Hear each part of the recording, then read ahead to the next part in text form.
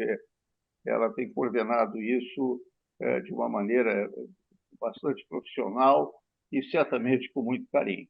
Então, eu queria agradecer também ao acadêmico Renato Battaglia por ter dado os nomes dos que vão aqui participar hoje, e agradecer a presença de todos que chegaram até agora. Quer dizer, vai continuar chegando certamente mais alguns, mas uns 3 ou 4 me mandaram uma mensagem que, infelizmente, não iam poder participar. Faz parte. Então, eu passo a palavra para o acadêmico Renato Battaglia, que vai coordenar essa sessão de hoje. Obrigado, presidente. Cumprimento a todos na pessoa do nosso presidente, professor Hilton Cor. Agradeço aos demais debatedores, colegas e todos que estão nos ouvindo. Vamos dar início, então, a essa apresentação. Eu vou compartilhar a minha tela. Vamos lá. Vamos começar, então. Primeiro, termo de consentimento informado conhecido é de 1539, na cidade de Gaziantep, da Turquia. No período do Ramadã, no dia 14 do mês Shaban de 1088, equivale à nossa era a 10 de novembro de 67, é o primeiro caso documentado em tribunal. Tá?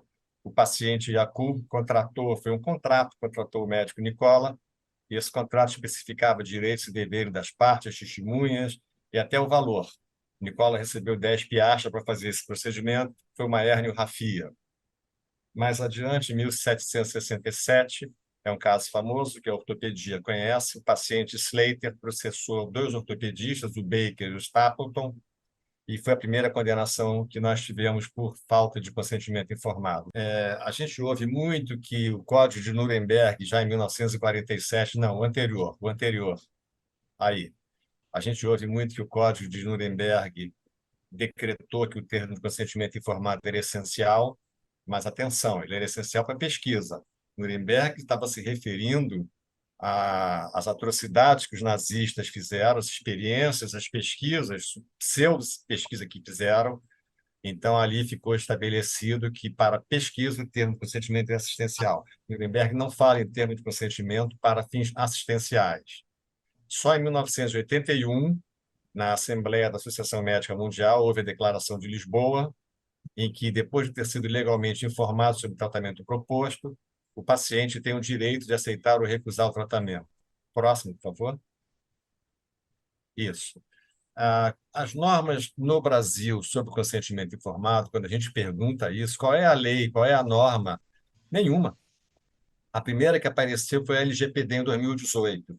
O próprio Código de Defesa do Consumidor de 1990, ele fala que é obrigação do prestador de serviço oferecer informação em linguagem clara e adequada ao grau de compreensão do tomador de serviço, do paciente, no caso, do cliente, né? Na verdade, quem sempre pediu consentimento informado foram os médicos. Então, quando o mundo do direito, o mundo da advocacia, tenta argumentar de que o consentimento informado não existia, eles estão um pouco desinformados.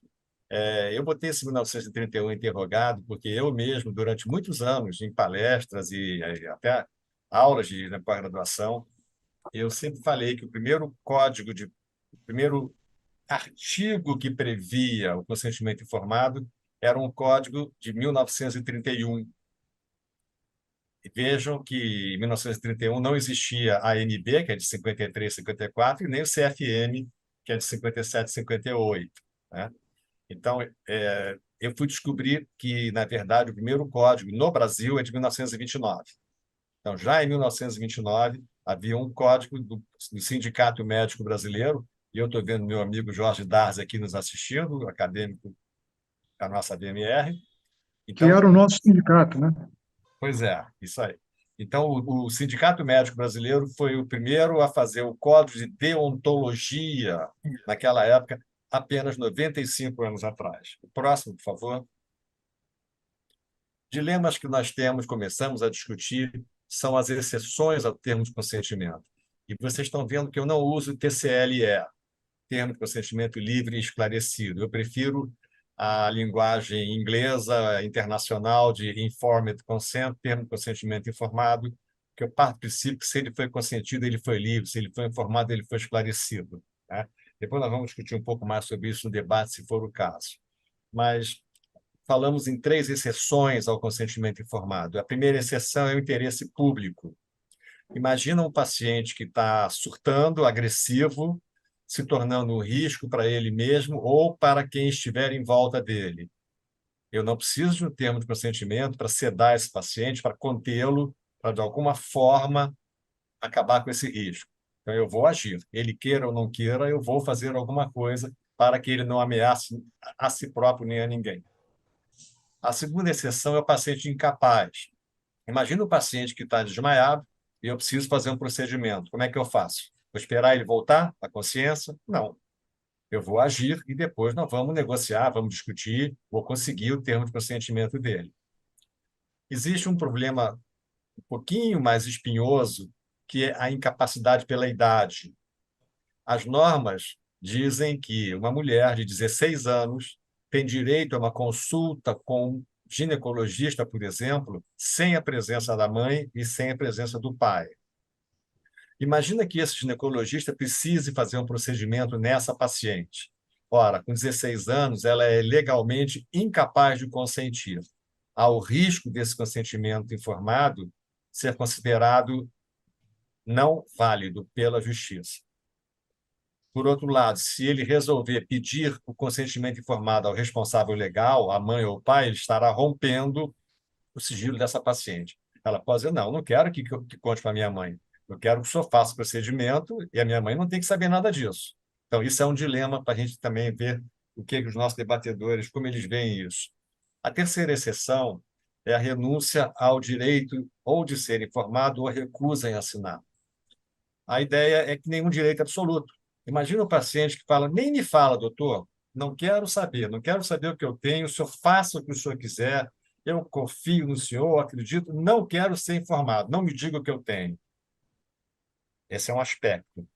O outro aspecto é o paciente que fala, entendi tudo, estou consciente dos riscos, o senhor explicou com muito detalhe, ok, estou decidido, mas eu não quero assinar esse termo. A situação do médico nos 2 casos é o que fazer. Vamos discutir isso mais na frente também, junto com os nossos debatedores. O que fazer quando o paciente renuncia ao direito ou se recusa a assinar o termo? Próximo, por favor.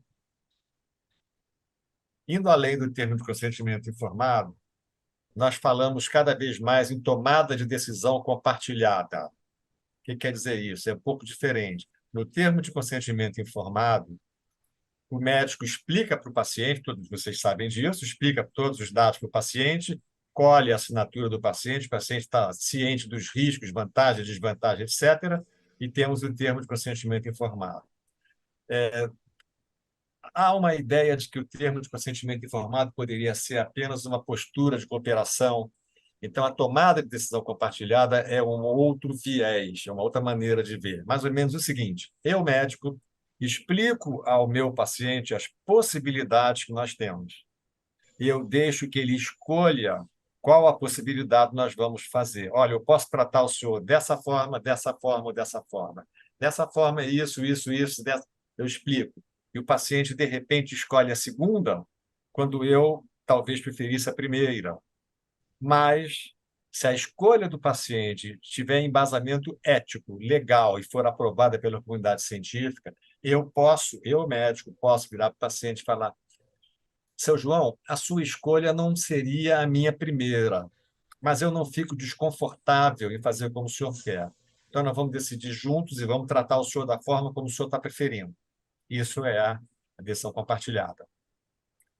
O termo de assentimento do idoso, eu peguei o idoso de propósito, o termo de assentimento é uma outra coisa. Imagina um paciente idoso começando uma demência senil ou um paciente com Alzheimer. E a indústria farmacêutica ela faz pesquisas. Eu preciso buscar novos medicamentos que sejam mais eficazes para tratar ou controlar essas situações. Ora, eu não posso experimentar isso no paciente 100% são. Saber a resposta dele no paciente afetado. Mas como conseguiu o consentimento dele? Ele não tem nem condição de consentir, ele não tem mais condição de pegar um papel, entender aquilo, ler aquilo tudo, escrever. Então, existe um conceito que é explicar para aquele paciente tudo que está acontecendo, e ver se, de alguma forma, ele consegue perceber. Ele assente, ele não está consentindo, mas está assentindo com a proposta. Esse assentimento pode ser transmitido através de um sorriso, de um sinal, de um gesto, alguma coisa em que você capta que ele entendeu aquilo, parece que ele realmente entendeu aquilo, ele está de acordo. Isso foi um artigo novo que eu vi do Jornal de Ética Médica, do British Medical Journal, o Journal of Medical Ethics. Eles mandam, de vez em quando, é meio bissexto, mandam uns artigos para a gente fazer um comentário, alguma coisa assim, e para fins de publicação. E eu achei interessantíssimo isso. Era uma pesquisadora norueguesa que escreveu esse artigo, e o meu comentário foi no sentido de que quem é que vai aferir se aquele paciente realmente assentiu? Óbvio que não pode ser alguém que tem interesse direto na pesquisa. Tem que ser alguém totalmente desvinculado da pesquisa para não haver um viés até de uma sugestão. Olha, não, ele assentiu. Será que ele assentiu mesmo? A única dúvida é essa. Tá? Então, o assentimento é uma coisa que vai ser falado cada vez mais daqui para frente. Próximo, por favor. Próximo. Tá. Entrando no segundo tema agora, o sigilo médico. O sigilo é o pilar da medicina. Se a gente for ler lá o juramento de Hipócrates, já estava lá o sigilo, e o sigilo, na verdade, ele é mais amplo. O sigilo proposto no juramento hipocrático não é apenas as condições clínicas ou as condições de saúde do paciente. O sigilo é tudo. Eu entrei na casa do paciente, tudo que eu estiver vendo lá dentro, eu tenho que ter sigilo. Se esse paciente tem recursos, tem isso, tem aquilo, o que acontece lá dentro, mesmo fora do atendimento médico, o Hipócrates descreve que o médico tem que guardar sigilo em tudo. Não há medicina sem sigilo. Honestamente, eu considero o sigilo uma das coisas mais difíceis em medicina ou em ética médica ou em direito médico, pelas subjetividades. É muito complicado, especialmente a questão da justa causa. Tem justa causa que não tem discussão nenhuma, ela é óbvia, ela é acachapante, mas tem situações que aquela justa causa nos dá um pouco o que pensar, né? É difícil. Há uns 10 dias, a minha sócia me mandou um vídeo, esses vídeos de Instagram, de um advogado muito conhecido, um dos advogados que mais fala sobre direito médico no Brasil, e ele gravou um vídeo curto, 3 minutos, sobre ruptura de sigilo, condições para romper o sigilo, e ele dá 2 exemplos: o marido ou a mulher que tem uma doença sexualmente transmissível e a medicina do trabalho. Então, ele fala que, no caso do marido e da mulher, é justificado quebrar o sigilo para não deixar a outra pessoa em risco. E na medicina do trabalho, ele fala que também está indicado quebrar o sigilo, porque não se pode prejudicar a coletividade. Uma das coisas boas do direito é a discussão, né? É a discordância, né? Então, a gente discorda da ideia, a gente não discorda da pessoa. Então, eu tenho uma opinião um pouco distinta, diferente daquele colega advogado. Eu acho que, se eu sou o médico e o meu paciente, marido, está com uma doença sexualmente transmissível, eu direi para ele: acho que você deve contar para a sua mulher. Se ele me responder que não vai contar de modo nenhum, eu não vou quebrar o sigilo. Eu não vou contar para a mulher dele. E vice-versa, a mesma coisa. Tá? Se ele falar: mas se eu contar para ela, meu casamento acaba. Sinto muito, isso é um problema seu que você vai administrar. Eu acho que você deveria contar para ela. E se esse paciente falar: mas eu não contando, o senhor conta? Você: não, eu não conto. A mesma coisa na medicina do trabalho. O paciente precisa ser afastado, ele vai ser afastado. E eu não vou revelar o sigilo dele nem para o dono da empresa, quanto mais para os colegas que trabalham em volta dele. Não, ninguém. Eu apenas direi: fulano está afastado para tratamento. Ah, quando é que ele volta? Ele vai voltar para uma revisão, eu vou reavaliar, se estiver em condições de voltar ao trabalho, eu vou dar alta para ele. Ah, mas o que ele tem? Isso é sigilo. Eu não posso quebrar o sigilo, nesse caso, como forma de proteção da coletividade, até porque eu afastei o paciente. Então, eu acho que não é caso de justa causa isso. O que preocupa na justa causa é que as normas e leis variam muito no tempo. Passe o próximo, por favor. Esse é um problema muito complicado de variação de normas.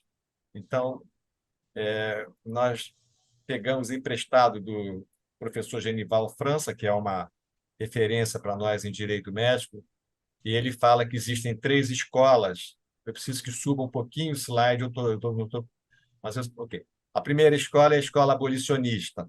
Por essa escola, não deveria haver sigilo nenhum.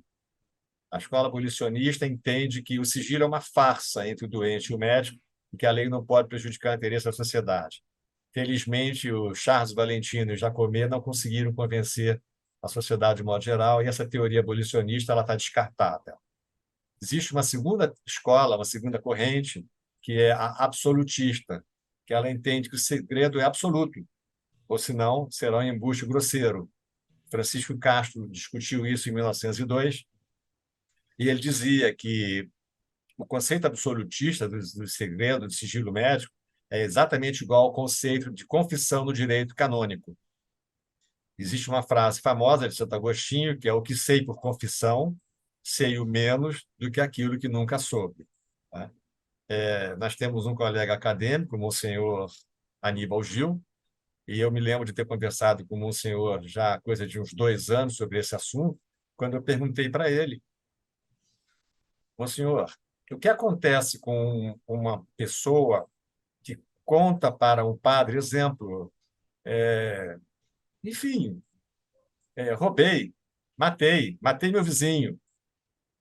A resposta do Monsenhor foi: ele leva essa confissão para o túmulo, ele não conta para ninguém. Isso é sigilo absoluto. E aí eu perguntei: mas se ele contar para alguém, pode acontecer alguma coisa? A resposta foi: se ele contar para alguém, ele corre o risco até de ser excomungado. Quer dizer, o sigilo no direito canônico é absoluto. O padre leva para o túmulo a confissão dos fiéis. Até porque, se não acontecer isso, as pessoas não irão mais se confessar para o padre. Existe a terceira corrente, que é a intermediária, que é a que prevalece hoje, que é do sigilo relativo, e um pouco preocupante no sigilo relativo é sempre a questão da transparência. Passa o próximo, por favor. Quer dizer, o princípio da transparência é uma coisa que ele é muito invocado para querer justificar uma quebra de sigilo. E essas coisas são um pouco preocupantes. Nós temos uma série de normas, o Conselho Federal de Medicina tem a Resolução 1605, que fala do sigilo em prontuário ou ficha médica. Eu botei essa ficha médica em vermelho de propósito para não discutirmos mais no debate. Essa resolução diz que o médico, diante de uma doença de notificação compulsória, ele vai notificar, mas sem entregar o prontuário. Tá? E o médico estará sempre impedido de revelar o segredo se essa revelação expor ou expuser um paciente a processo criminal. O próprio Código Penal, no artigo 154, fala que é proibido revelar sem justa causa segredo de que tenha ciência em razão da sua profissão e cuja revelação possa produzir dano a outra. O seguinte, por favor. O Código de Ética Médica tem um capítulo 9, um capítulo inteiro sobre sigilo. Tá? Problemas que a gente vê, porque cada vez mais a gente nota uma pressão da sociedade no sentido de controlar o sigilo médico. Isso é que eu acho preocupante e precisamos rever isso, as repercussões éticas, morais e até práticas disso. Né?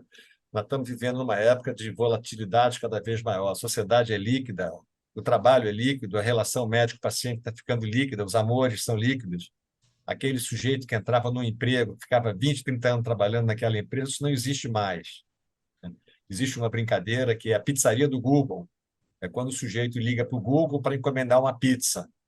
Aí o robô responde: não, essa pizza o senhor não pode, porque essa pizza tem alto teor de gordura e eu estou vendo aqui na sua ficha que o senhor está com colesterol muito alto. Então, eu vou mandar entregar uma outra pizza para o senhor, inclusive vou mandar entregar uma pizza sem sal, porque eu estou vendo aqui também que o senhor é hipertenso. Eu acabo de perceber que já tem algum tempo que o senhor não vai à farmácia, então o seu antihipertensivo também deve ter acabado. Então, é preciso que o senhor rapidamente providencie a compra do antihipertensivo, do contrário, o senhor vai daqui a pouco ficar a pão e água de dieta totalmente sem sal. É uma brincadeira, uma piada, mas nós estamos caminhando para isso. Esse é um problema. E um outro problema que é mais prático, de mais de curto prazo, é a dessacralização da medicina, é a transformação do médico em apenas um prestador de serviços qualquer. A medicina é vista cada vez mais como uma ciência exata e avançada, Passa o próximo, por favor. Existe um médico americano chamado Siddhartha Mukherjee, e ele fala sobre as leis da medicina, e ele tem pensamentos muito interessantes. Um deles é que uma intuição forte é muito mais poderosa do que um teste fraco, e nós, na prática médica, vemos isso com alguma frequência. Para cada experimento médico perfeito, há sempre um viés humano perfeito. É fácil tomar decisões perfeitas com informações perfeitas, só que medicina pede que você tome decisões perfeitas, às vezes com informações imperfeitas. O próximo. De quem é o sigilo? Eu entendo que o sigilo é do paciente. Acho que todos entendemos isso. Uma coisa interessante é a questão, eu botei aqui, de quem é o prontuário do meu tio. Nós aprendemos e repetimos há 30, 40, 50 anos que o prontuário é do paciente. E eu fico me perguntando se o prontuário é mesmo do paciente. É uma dúvida que eu tenho, que eu quero dividir com vocês no debate. Eu fico pensando que o prontuário é sobre o paciente, o prontuário contém dados do paciente, o prontuário fica sob guarda de uma instituição de saúde, seja um hospital, uma clínica ou até um consultório particular. Eu digo isso porque a vida inteira que eu fui ao hospital para ver alguém a pedido, olha, vai ver a sua tia. Eu cheguei, fui direto no posto de enfermagem, me identifiquei como médico, pedi o prontuário, me deram o prontuário e eu comecei a olhar.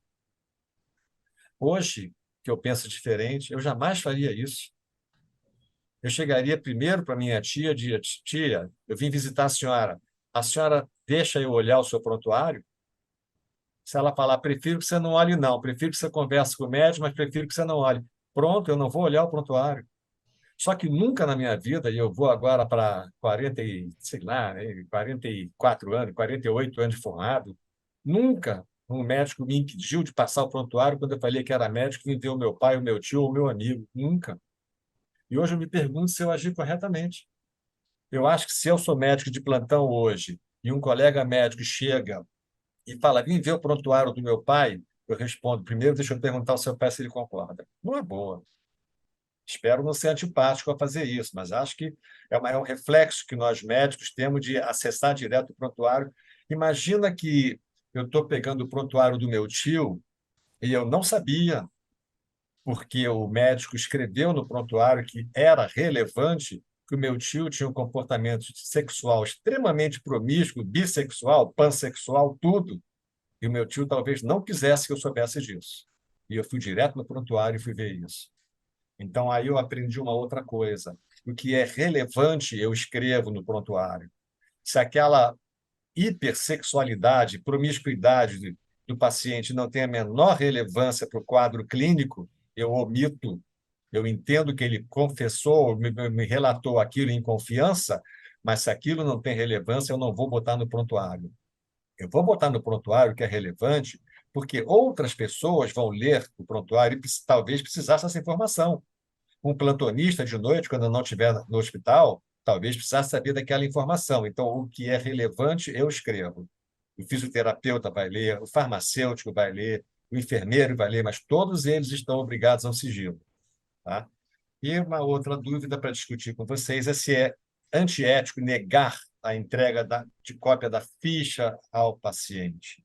Porque as normas dizem que quando o paciente pede prontuário, nem se discute, mas as normas também dizem que quando o paciente pede a ficha, eu tenho que entregar a cópia da ficha para ele, e eu queria discutir isso com vocês lá na frente, não quero antecipar minha opinião.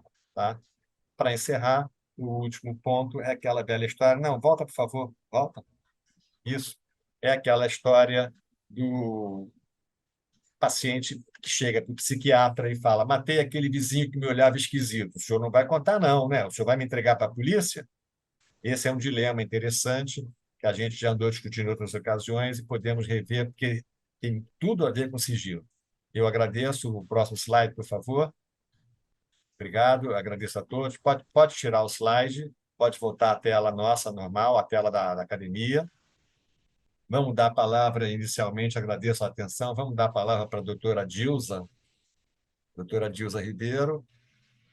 doutora Dilsa, é um prazer enorme ter a senhora aqui hoje à noite, agradecemos muito, né? Acreditamos que seja a sua estreia na ABMR como participante ativa de uma sessão. Muito obrigado. Obrigada. Estão conseguindo me ver, né? Ah, ah, eu pedi no início que estava o nome como Helena Carneiro Leão, porque eu estou aqui na biblioteca do CFM e aí não estava com o computador aqui da instituição aqui ao meu lado. Mas agradeço imensamente a oportunidade de estar com vocês. Peço até desculpas da minha ausência em muitas sessões, mas como todos, a gente também tem nossas atividades e nada fácil, né, doutor Renato? Doutor Renato às vezes participa com a gente em alguns eventos aqui no CFM. Em breve teremos novamente um sobre direito médico, né? Já estamos organizando. Então, me sinto muito feliz de estar entre vocês.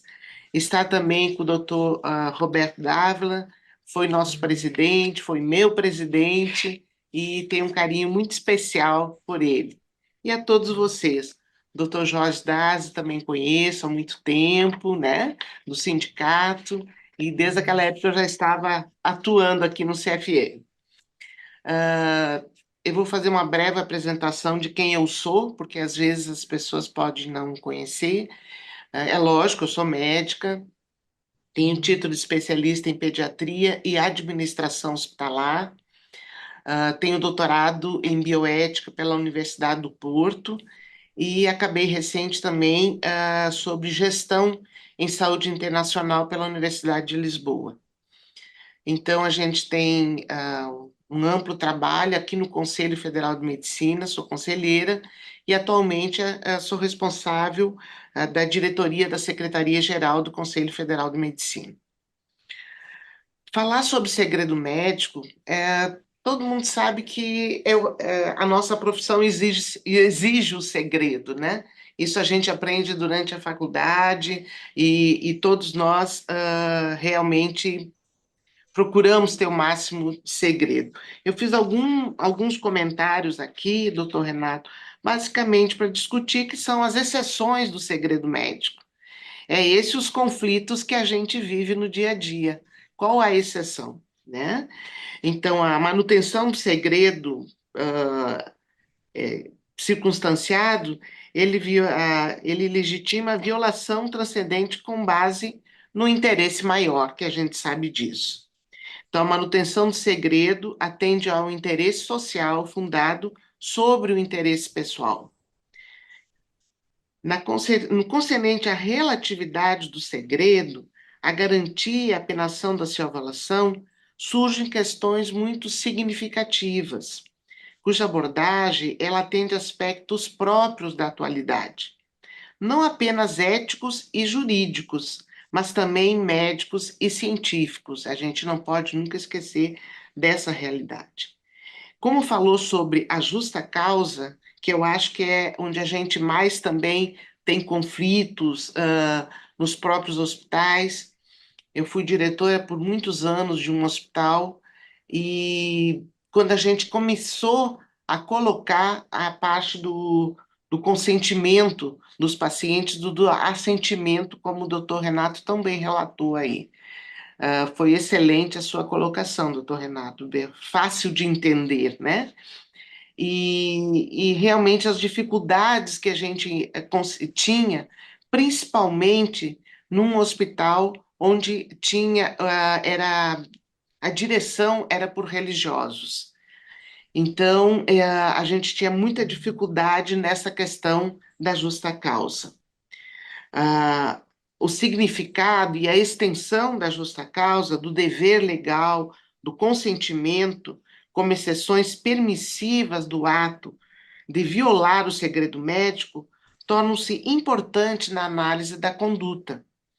Então, é nesse item que a subjetividade de avaliações para fim de incidência legal, ele assume contornos de grande importância e torna-se capaz de ensejar o relativismo das soluções jurídicas que realmente estão muito presente nessas questões. Então, nos casos, como falou, caracterizados pela justa causa ou pelo dever legal, o segredo cede lugar ao interesse maior de evitar, por exemplo, a disseminação de doenças, a prática delituosa, a garantir a apuração, a repressão no interesse da justiça. Então, a abrogação do segredo, ela não se faz contrariamente ao interesse da sociedade. O segredo é devido pelo médico ao seu cliente e não ao seu algoz. Então, após o consentimento, a revelação se torna apenas facultada, jamais obrigatória, restando a decisão final sempre ao profissional médico. Então, isso é um dado muito importante, eu sei que é muito difícil, né? Mas a gente não pode esquecer dessas nossas obrigações e a importância realmente do médico nessas decisões de revelar o segredo, né? Então, na concepção também do segredo médico, sobre a ótica do direito à privacidade constitucionalizada, resulta a oportunidade também de consideração sobre a confidencialidade de que se reveste enquanto não autorizada a sua publicização. Esse é um tema também que a gente tem muito o que discutir. E eu acho que a gente, para não se alongar muito, ao menos em relação ao sigilo médico, todos nós sabemos que nós temos que seguir as normas e as rotinas e o nosso código de ética médica. Então, pelo fato de eu estar aqui no CFM, eu falo mais sobre a questão do nosso código de ética, onde o sigilo profissional é muito importante e que é vedado ao médico. Então, essas discussões também a gente pode fazer.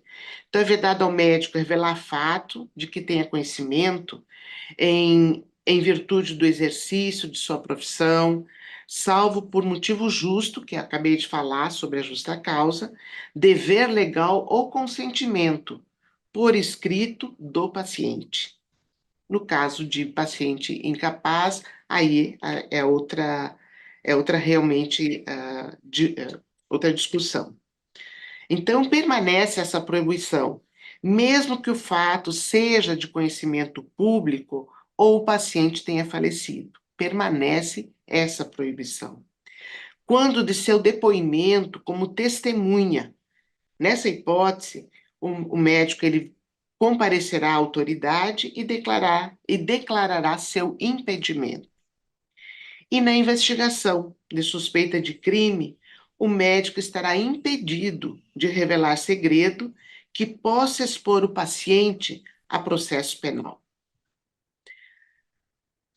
É vedado também ao médico revelar sigilo profissional relacionado a paciente, criança ou adolescente, desde que estes tenham capacidade de discernimento, inclusive a seus pais ou representantes legais, salvo quando a não revelação possa acarretar dano ao paciente. É vedado também fazer referência, é vedado ao médico fazer referência a casos clínicos identificáveis, exibir pacientes ou imagens que os tornam reconhecíveis em anúncios profissionais ou na divulgação de assuntos médicos, em meios de comunicação em geral, mesmo com autorização do paciente. Também é vedado ao médico revelar informações confidenciais, quando do exame médico de trabalhadores, inclusive por exigência dos dirigentes de empresa ou de instituições, como colocou, salvo se o silêncio puser em risco a saúde dos empregadores ou da comunidade. Também é vedado ao médico prestar informações à empresa seguradora sobre as circunstâncias da morte do paciente sob seus cuidados, além das contidas na declaração de óbito, salvo por expresso consentimento do seu representante legal. Vedado também ao médico deixar de orientar seus auxiliares e alunos a respeitar o sigilo médico, e zelar para que seja por eles mantido, que na questão do ensino também é muito importante. Também é vedado ao médico deixar de guardar o sigilo profissional na cobrança de honorários por meio judicial ou extrajudicial. Então, como a gente pode ver, quantas vedações ao médico em relação ao sigilo médico e quanto questionamentos que a gente pode fazer. Essas colocações são da última revisão do nosso Código de Ética Médica 2018. E relevante é a conclusão também de que o segredo médico, quando violado, ele não mais admite simplesmente a responsabilidade disciplinar e penal. É ampliada a responsabilização civil autônoma decorrente da prática do ilícito civil genérico da violação do direito à privacidade. Então, eu acho assim, temos vários questionamentos, várias discussões para serem feitas, mas eu me ative mais ao que realmente o nosso Código de Ética Médica proíbe que o médico não pode fazer em relação, vedado em relação ao sigilo médico. Eu aguardo agora as discussões. Obrigada, doutor Renato. Obrigado, doutora. Não sei se a professora Selma Sabrá ou a professora Marleide querem fazer algum comentário agora. Querem? Eu posso fazer tecer algumas considerações. Sim. De início, eu gostaria de me apresentar, que talvez muitos não me conheçam. Então, eu sou membro emérito. Primeiro, agradecer ao professor Hilton, ao doutor Renato. Me sinto muito honrada com essa participação, essa oportunidade.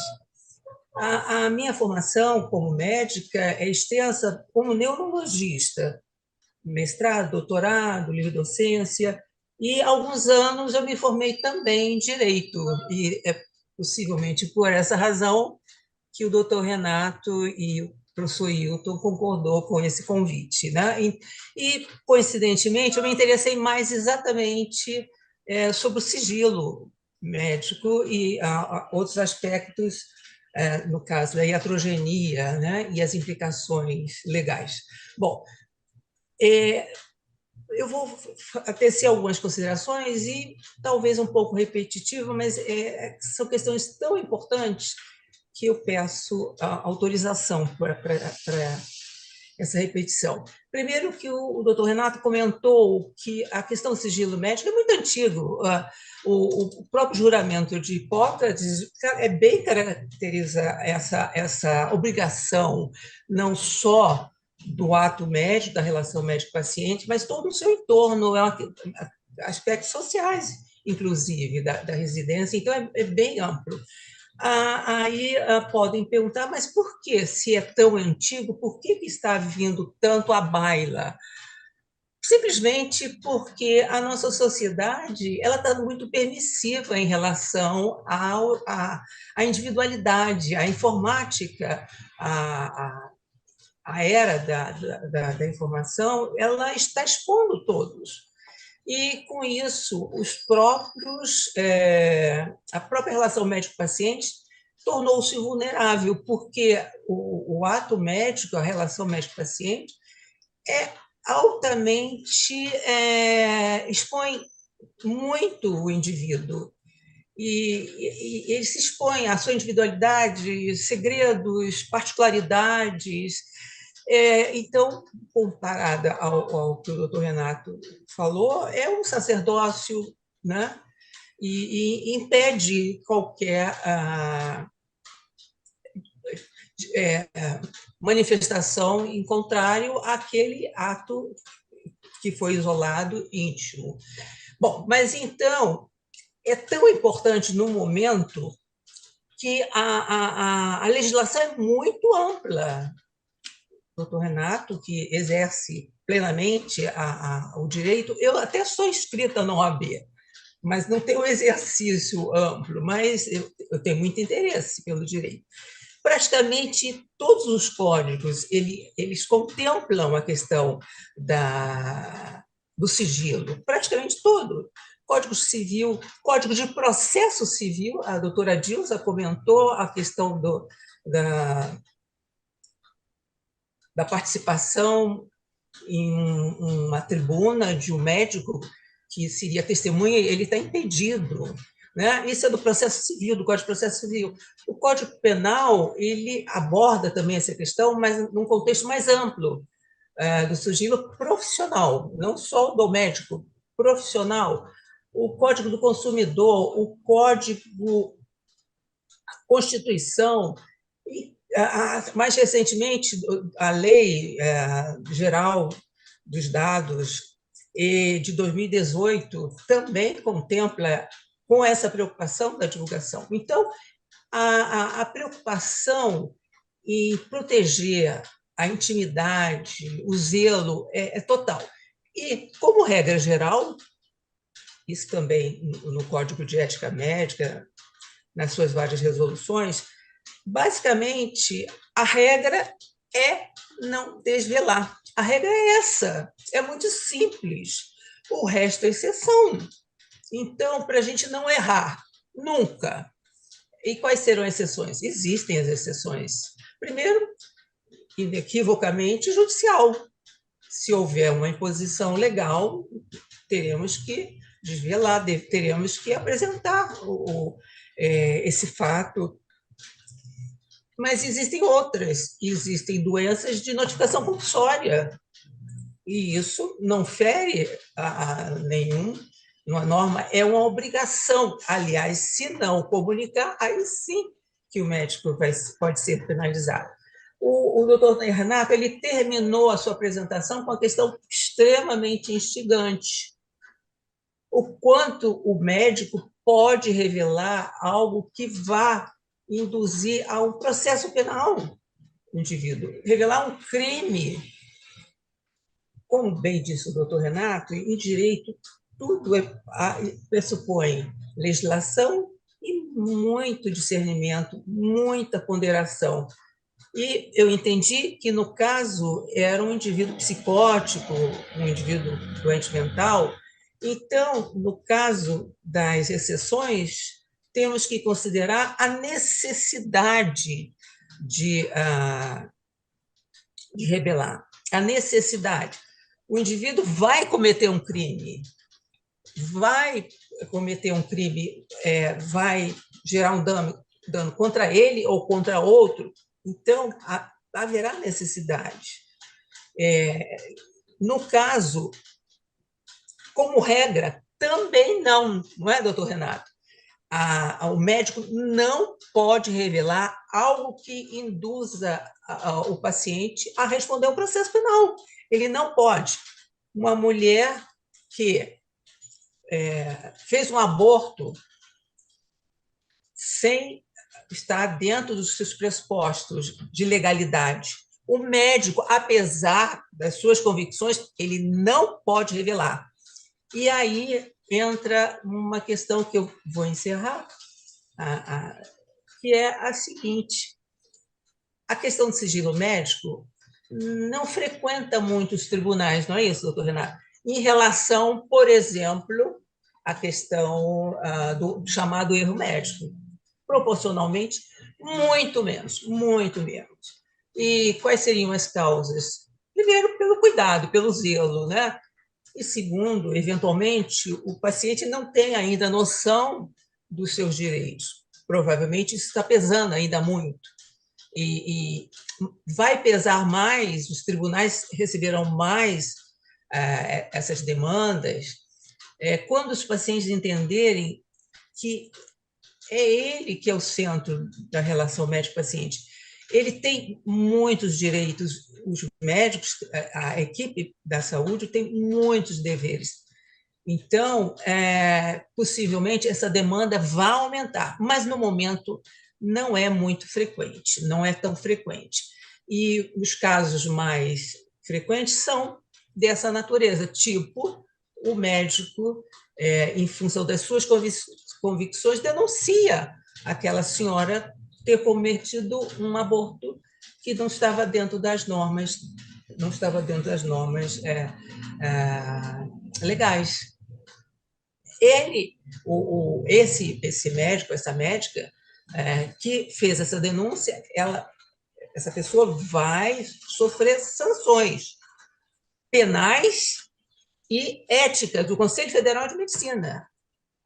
A legislação, o judiciário não permite, como regra geral, que o paciente seja denunciado e possa incorrer em alguma penalidade, ele possa sofrer uma sanção penal.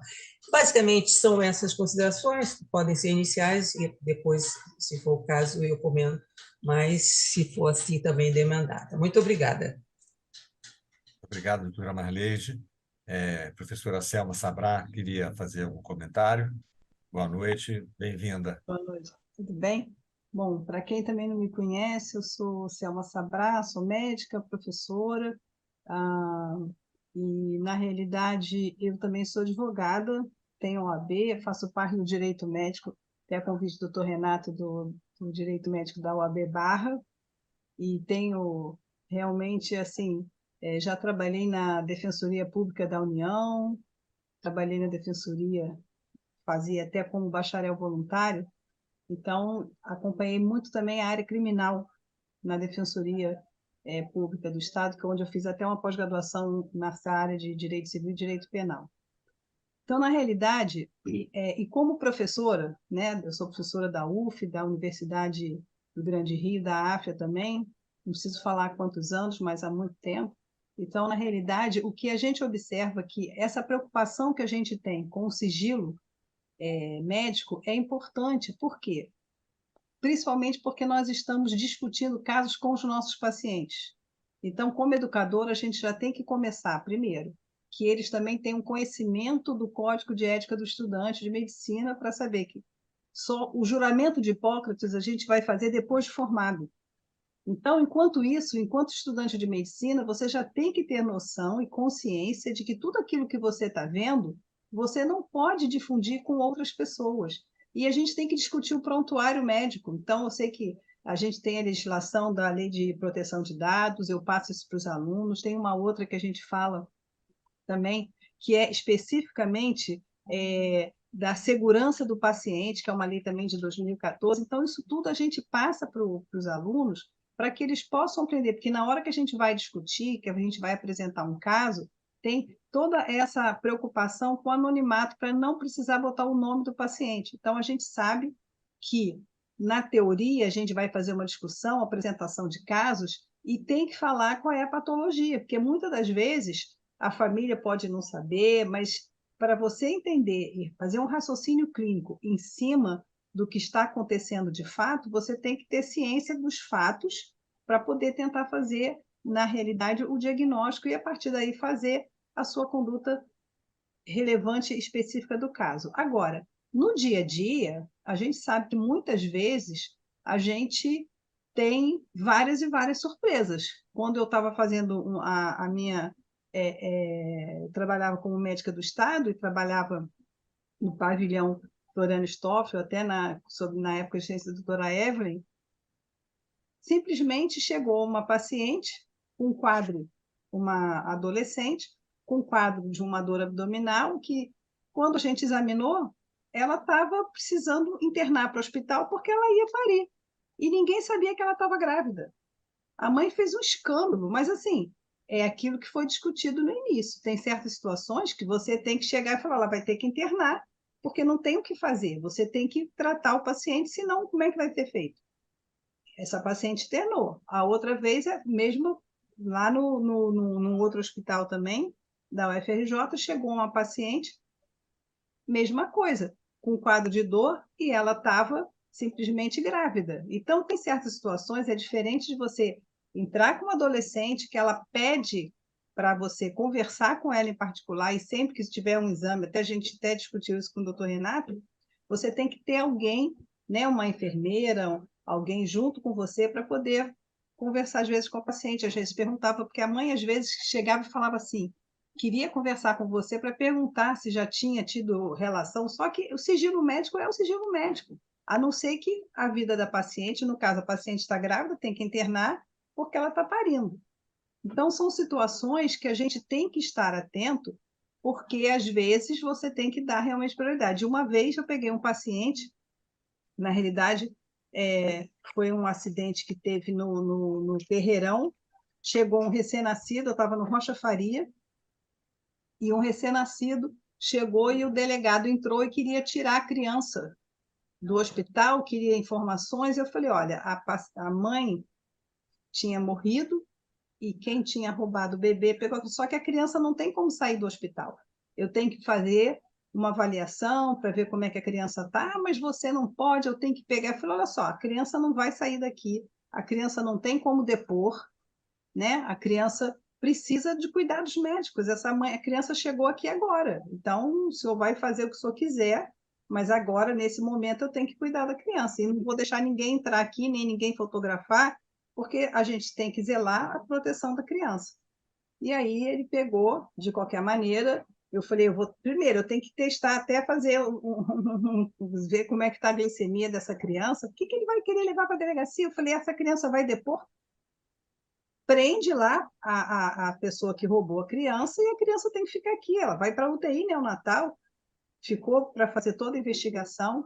Mas, assim, então, o médico tem que ter consciência que quando você jurou e fez o juramento de Hipócrates, que você tem que sempre zelar pela saúde e pela melhor qualidade de vida daquele seu paciente. Então, como professor, eu aviso aos meus alunos, converso com eles e tenho sempre a preocupação, porque você está anotando e fazendo aqueles detalhes, porque a gente sabe que, pela legislação, o prontuário médico tem que ser guardado por 20 anos, é muito tempo. Só depois dos 20 anos é que aí sim, seja na parte digital ou seja manual, aí você pode desprezar. Mas enquanto isso, e isso depois do último atendimento, não é 20 anos desde que foi inicialmente tratado. Então, na nossa responsabilidade médica é fundamental e é muito importante. O doutor Renato apresentou muito bem que muitas vezes ele fala para você, falou também do Monsenhor Aníbal, o sigilo médico é fundamental e é importante. E a gente tem que ter muito cuidado, até como educador, como professor, e difundir isso dentro da área médica, porque isso faz parte de você tratar o nosso paciente com respeito, porque a gente sabe, a colega agora também acabou de falar, do Conselho Federal de Medicina, que tudo isso faz com que, se for o caso, se você não cumprir da maneira adequada, vai ter sanções que deve ser realmente responsabilizado por conta disso. Ainda tem direito civil e direito penal. É isso aí. Vamos continuar a nossa discussão. Obrigado, professora. Antes de passar a palavra para o acadêmico Roberto Dávila, deixa eu só fazer um comentário rápido, que a sua fala me lembrou uma história curta e deliciosa. Paciente grave, internado no hospital privado, precisa de operar, precisa de transfusão de sangue, e todos, a família toda em volta, todos são testemunha de Jeová.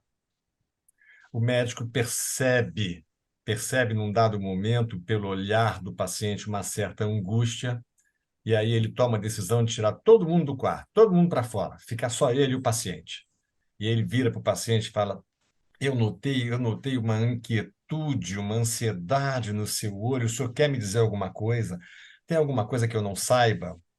Responde o paciente, doutor, estou casado há 40 anos com a minha mulher, eles todos são testemunhas de Jeová, eu não sou, eu não quero morrer, está aqui o meu braço, vai transfundir, o senhor esconde o sangue, contrabandeia o sangue, não sei o que o senhor vai fazer, mas o senhor vai me salvar.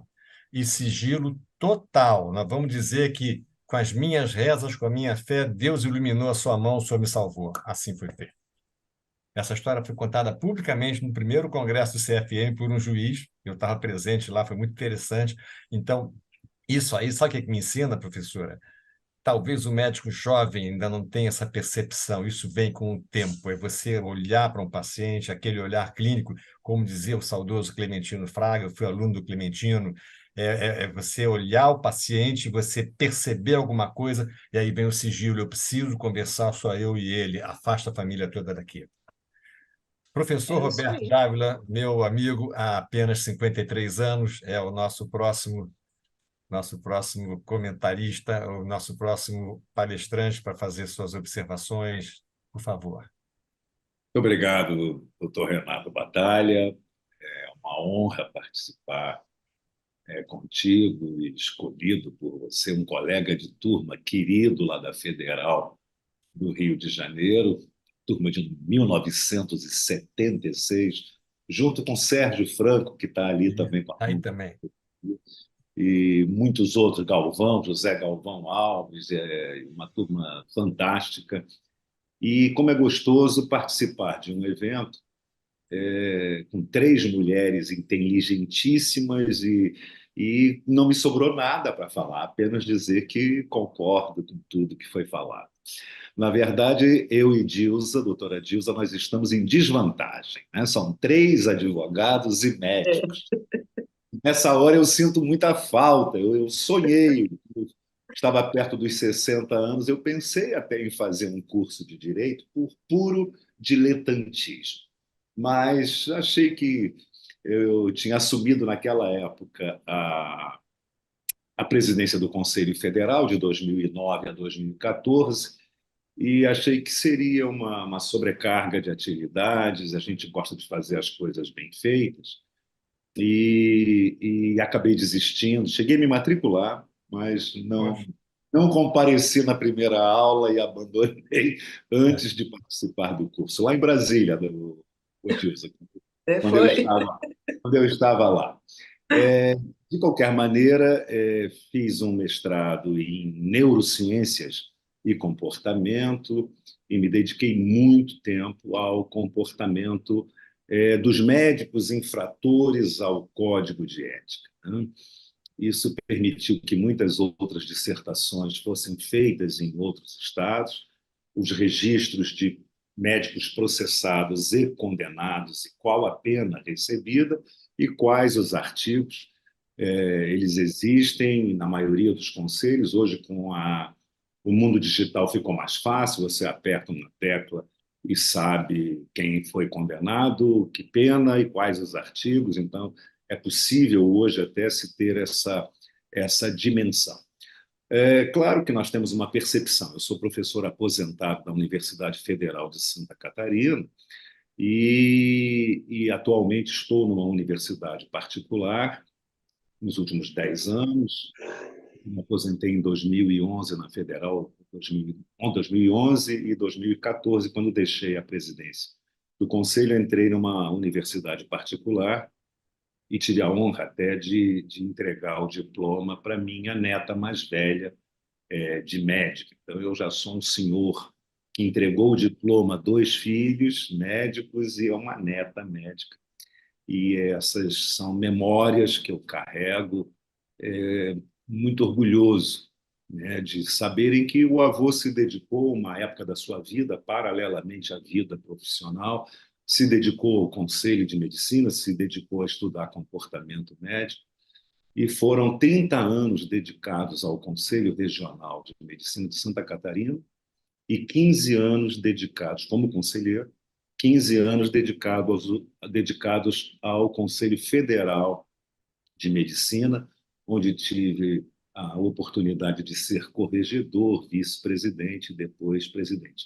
E trabalhar com a doutora Dilsa. Vocês não sabem o que essa mulher é capaz de fazer. Ela, na secretaria, domina todo o conhecimento daquele conselho, foi presidente do CRM do Acre por muito tempo e tive essa honra também de trabalhar com ela, e foram anos inesquecíveis, anos que...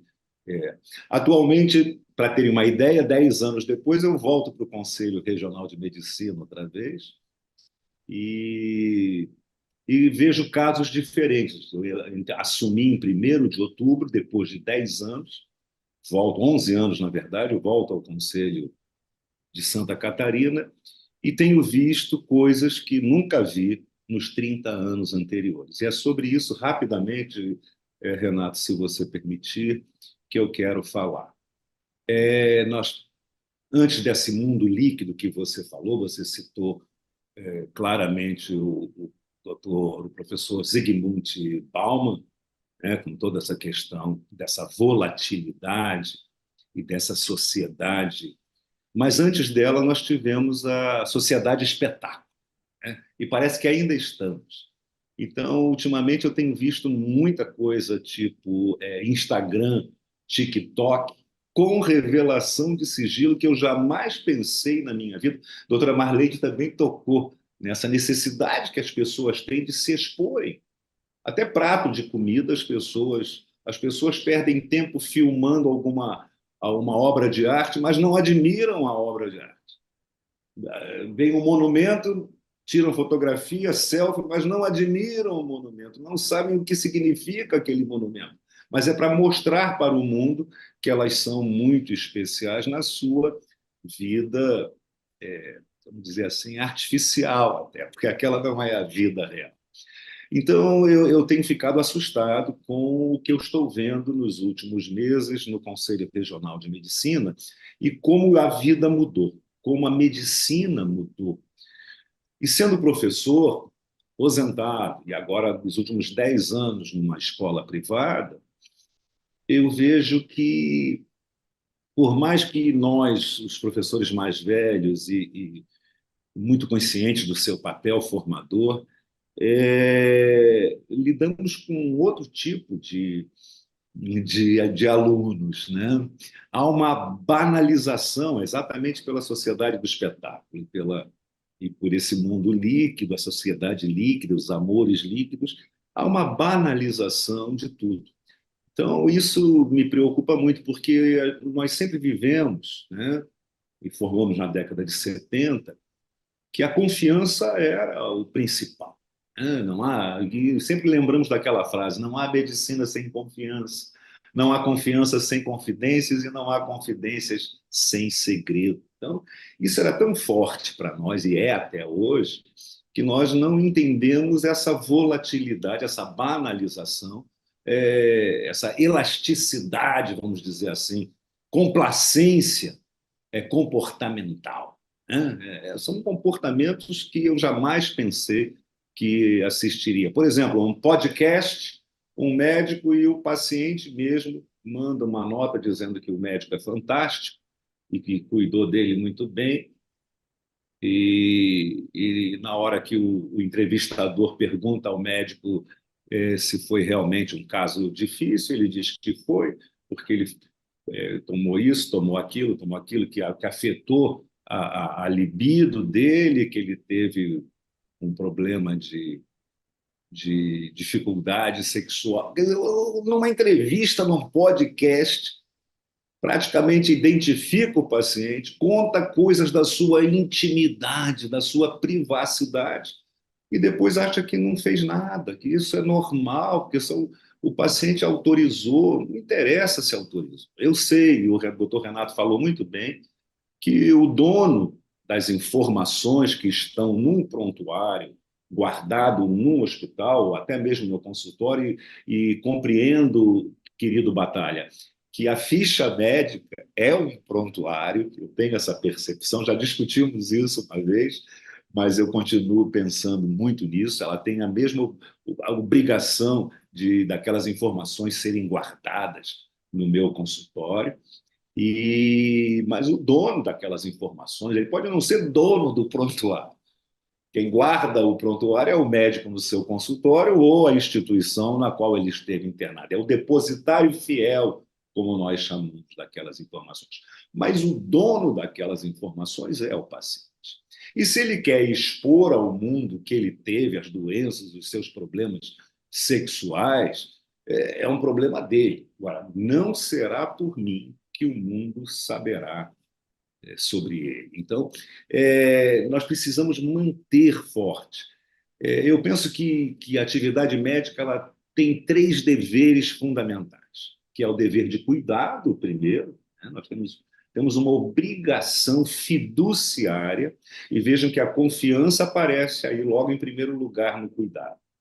Pela confiança que o paciente tem em mim e se expõe, não só emocionalmente, psicologicamente, mas se expõe fisicamente, permite que eu palpe aquele corpo que é um sacrário, permite que eu enfie em todos os seus orifícios meus dedos ou qualquer um aparelho, uma sonda, uma confiança absoluta. Então, eu tenho o dever de dar o melhor de mim, como a doutora Selma Sabrá falou, a melhor da minha capacidade profissional, mas tenho também o dever de informação, eu tenho que informá-lo de tudo que eu vejo, de tudo o que eu pretendo fazer, diagnóstico, prognóstico, terapêutica.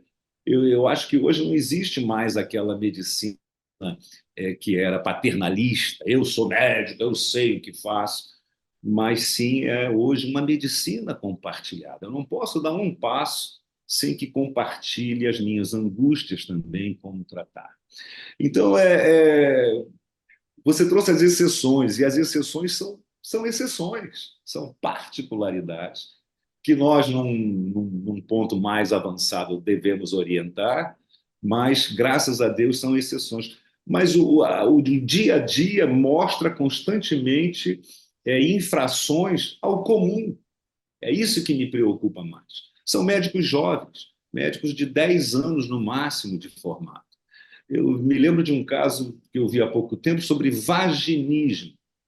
E essa moça que engravidou mesmo com vaginismo, ela vai ao hospital e ela é tratada diferente, porque não permite o toque vaginal para avaliar se está em trabalho de parto ou não. E ela é obrigada a assinar uma série de documentos dizendo que ela fez a opção pelo parto cesáreo. Então, é um mundo diferente. Antigamente, nós não precisávamos de papel, bastava a confiança do paciente em nós. Tudo bem, é o novo mundo, é a nova ordem, e aí vamos segui-la. Mas e continuo defendendo que temos o dever de informar. E a terceira princípio fundamental é o dever de sigilo. Então, dever de cuidado, dever de falar a verdade, de informar tudo, e o dever de sigilo, que não pode ser banalizado sob nenhuma hipótese. Mas fiquei maravilhado não só a sua apresentação, que eu já sabia que não seria diferente, mas também pela participação dessas 3 mulheres incríveis que abrilhantaram essa noite e me permitiram falar somente isso, porque tudo mais já foi falado. Muito obrigado. Obrigado, acadêmico Roberto Dávila. Presidente Hilton, eu não sei se algum acadêmico quer fazer alguma pergunta para nós 5, que somos 5 pessoas aqui. Alguém quer fazer alguma pergunta? Ainda temos algum tempinho antes de passar a palavra para o professor Hilton para fazer o encerramento. O acadêmico Alexandre Martins, da nossa academia, ele está com a mão levantada para falar, e o acadêmico Emílio Zilli, da Academia de Medicina do Rio de Janeiro, que nos dá o prazer de estar presente aqui, e o nosso presidente eterno, aí, o Jorge Darzi, também gostaria de falar. Então, você comanda aí, começamos com o Alexandre, pode falar? Boa noite a todos. Em primeiro lugar, parabenizar o presidente Hilton Koch e os demais acadêmicos que organizaram essa sessão tão importante, tão pertinente para todos nós na prática médica diária, né? Que lidamos com situações complexas como essas que foram discutidas. E eu diria que a psiquiatria, às vezes, tem peculiaridades que a tornam mais difícil nessa questão ética. Eu vou trazer 2 situações e aí o palestrante e os debatedores podem comentar. Situação 1. Um paciente que não é psicótico, tem um transtorno de ansiedade, vai no consultório do psiquiatra e fala que vai matar a esposa porque descobriu que está sendo traída por ele. Devemos não dizer à esposa isso? Não é um bem maior a gente dizer do que guardar o segredo e ela vir a matar? Então, situação 1, bem complexa. Situação 2, contratação de remoção hospitalar para paciente psiquiátrico agitado. Digamos um paciente bipolar, eu não estou falando aqui de internação involuntária, tá? Ele foi levado ao setor de internação hospitalar, lá ele pode ser internado involuntariamente, mas a questão é que ele foi levado até lá por uma remoção e se queixou depois que saiu de alta, já bem, porque ele é bipolar, quando se trata fica bem, ele se queixou, fez uma acusação policial ao médico, dizendo que foi vítima de sequestro. Então, como lidar com essas duas situações? Muito obrigado e parabéns mais uma vez a todos. Alguém quer responder? Sobrou para mim? Vamos lá. Vamos lá. A primeira é o paciente ele quer matar a mulher dele porque descobriu que ela o está traindo, é isso? Sim. É isso? Porque o seu som para mim não estava muito bom. É isso. Ele diz que vai matar, não fez nada. Como é que Não é é? psicótico. Ele diz que vai fazer isso. É uma ameaça. É uma ameaça, ele não fez Ele, nada. tá, ele é psicótico. Não é psicótico. Aí que é a Não. questão. É um ansioso. Está em Entendi, tratamento porque tem um quadro de ansiedade. entendi. Muito difícil, são as dificuldades de sigilo, como eu digo, sigilo é muito difícil. Como regra geral, a gente não vai denunciar esse paciente, até porque ele ainda não fez nada. A questão está, se eu não aviso e ele realmente comete o crime, ela morre. Uhum. Se eu aviso a ela, eu tenderia, depois eu queria ouvir a opinião dos outros, a dificuldade é que você personalizou muito, porque o dilema clássico é o paciente que chega para o psiquiatra e diz que vai matar o vizinho, o psiquiatra não entrega para a polícia e não avisa o vizinho. Essa é a posição clássica. Não avisa o vizinho, tá?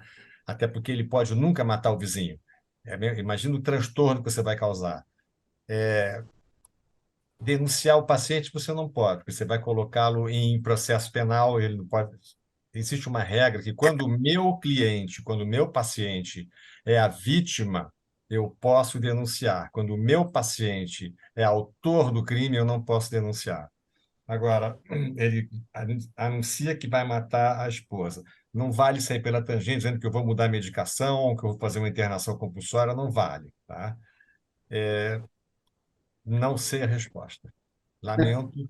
Sabe por que que eu não sei a resposta? Em tese, eu não denuncio. Aí vem uma outra pergunta.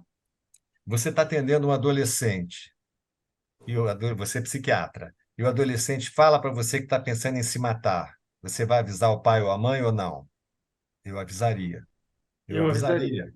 Eu avisaria, olha, tem que aumentar o cuidado. Bota a grade na janela, não deixa ela sozinha, tem que aumentar o cuidado. Porque aí eu estou rompendo o sigilo. O que que é o melhor interesse do meu paciente? Uma coisa que eu sempre falo para os alunos é, quando você se perguntar, será que eu estou agindo no melhor interesse do paciente? Se a resposta for sim, você deve estar acertando. Quando você entender que o melhor interesse não é o do paciente, é o seu ou da instituição, você pode estar errando. Agora, Perfeito. o paciente que chega e fala que vou matar minha mulher, eu aviso a mulher dele, muito difícil. Muito difícil. Imagina que eu aviso e ele era apenas um falastrão e ele nunca pensou a sério nisso. Como é que fica o casamento dele com essa mulher? É muito complicado. Eu vou para não dizer que eu fiquei em cima do muro, vou dizer o seguinte: se ele chegar para mim e disser que está pensando em matar a mulher dele, eu vou pensar, não vou denunciar neste caso.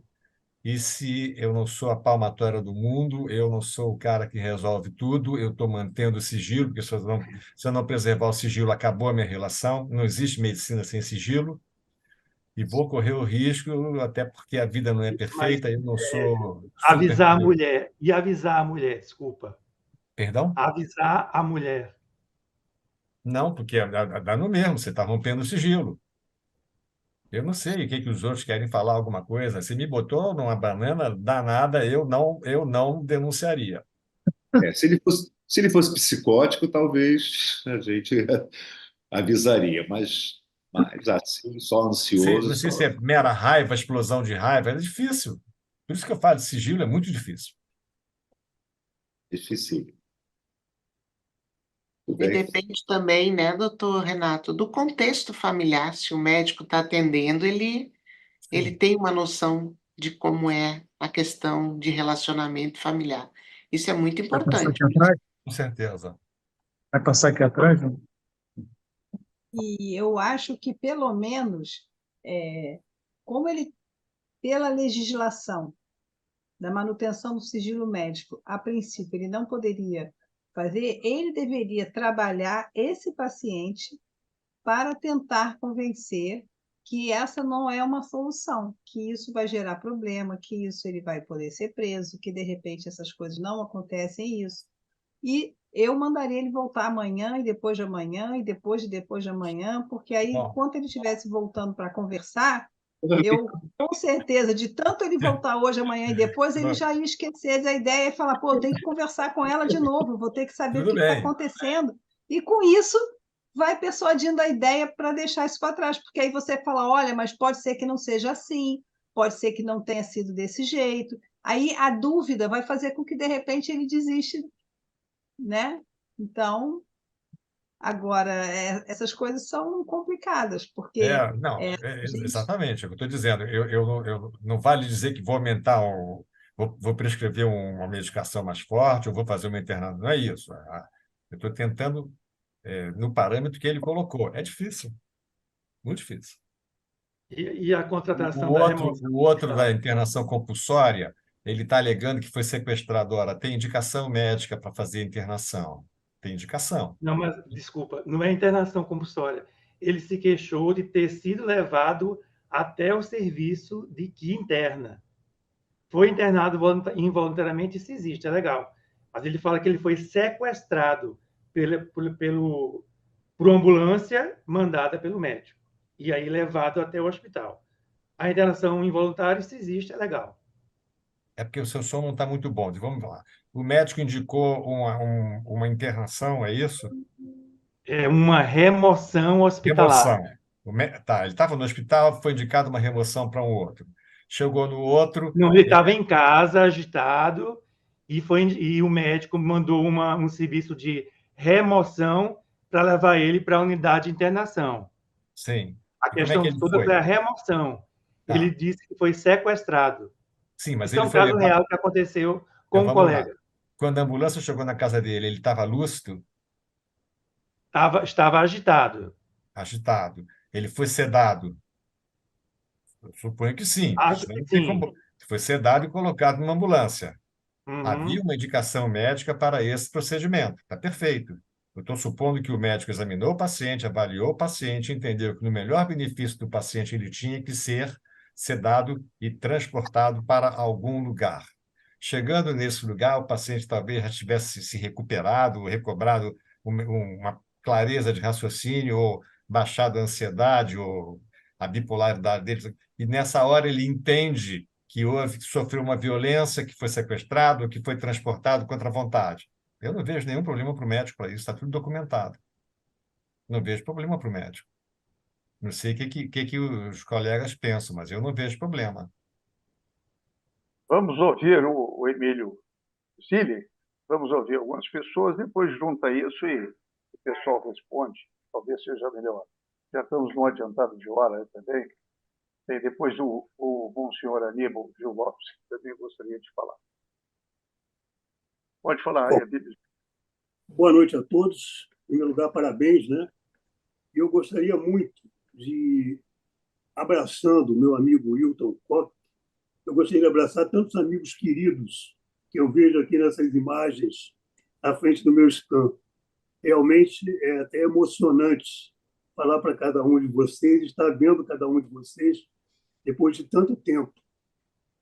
Eu queria dizer que desculpe se a pergunta não é pertinente, já foi explicado, mas eu prometo a vocês que eu não vou tentar deixar vocês em calças tão curtas como meu amigo Alexandre acabou de colocar. A minha pergunta é bem mais frugal.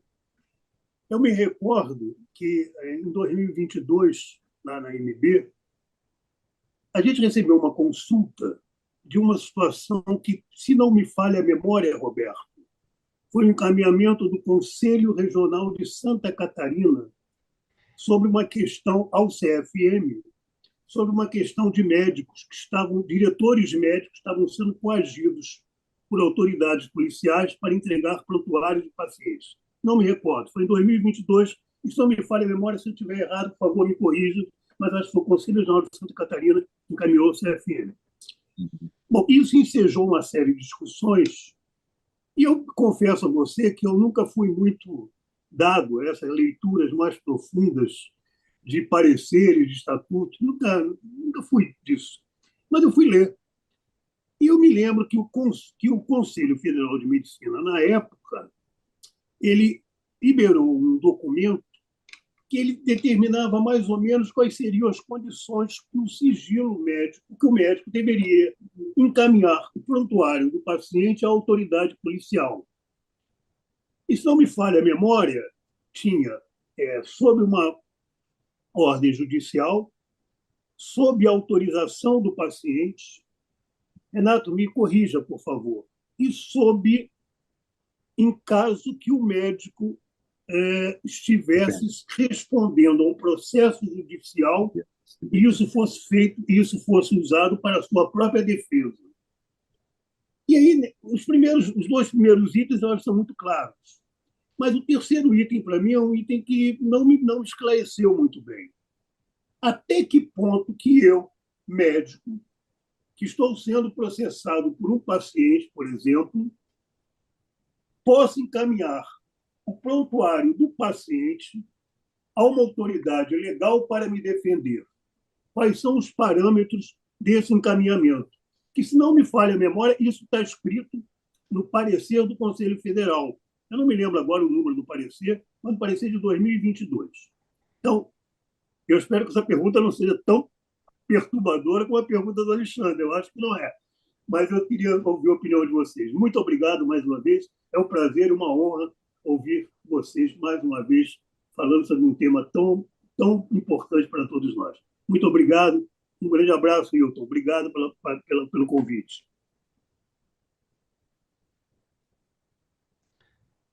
A intenção era aprender mesmo, tá? O doutor Renato não está? Eu estou aqui. Então tá. Você quer responder? Está na sua jurisdição. Não, Na nós jurisdição da doutora Dilma, que é a secretária-geral do Nós há CFG. muito tempo, né, Dilma? Nós temos problemas com requisição. Esse problema é permanente. Fizemos resoluções, tentamos de várias maneiras resolver esse assunto, mas o que está estabelecido,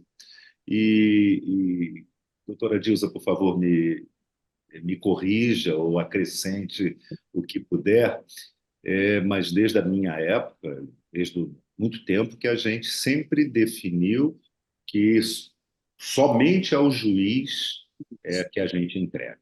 Continua. Então, somente continua. Não, o Ministério Público é uma briga enorme, porque o Ministério Público entende que tem que receber quando ele requisita o prontuário. E nós entendemos que não. E aí temos uma discussão eterna, permanente com o Ministério Público. Mas a ordem, por resolução, é não entregar.